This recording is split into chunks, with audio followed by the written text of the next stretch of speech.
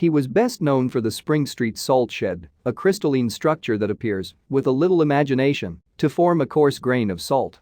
In the 1970s, Michael Friedlander was an architecture student at the Cooper Union, his head bursting with bodacious, unconventional designs. Upon graduating, he settled for a stopgap job with the city of New York, which included more prosaic assignments like drafting blueprints to renovate locker rooms for sanitation workers. Over his 40-year career with the Sanitation Department, he was an in-house architect, a manager of various projects and finally director of special projects. Mr. Friedlander never gave up on his crusade to transform the public's view of civic architecture from intrusive mediocrity to something worthy of approval, or even veneration. His vision was ultimately epitomized in the form of a sculptural Sanitation Department salt storage shed on the fringe of TriBeCa. The glacially blue concrete crystalline cube-like structure, 69 feet high, is called the Spring Street Salt Shed and appears, with a little imagination, to form a coarse grain of salt.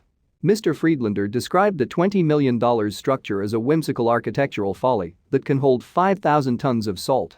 A community coalition that included the actors Casey Affleck, Kirsten Dunst, James Gandolfini and John Slattery and the musician Lou Reed opposed the shed and the adjacent garbage truck garage.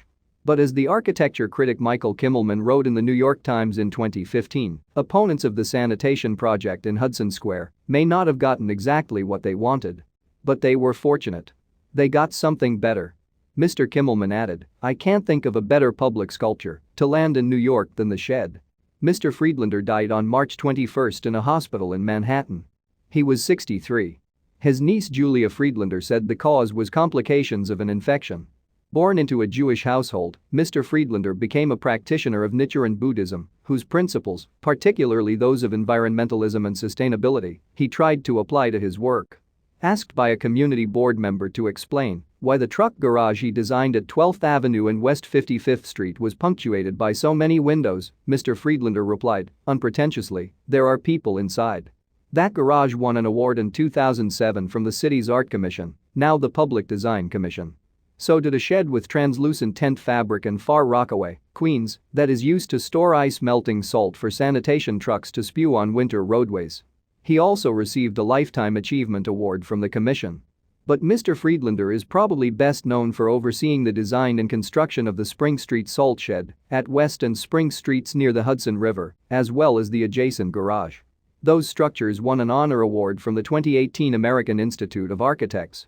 Tobi Bergman, the chair of Community Board 2, which had initially opposed the project, told Architect magazine in 2016, "Anybody who has seen it has to be happy with it.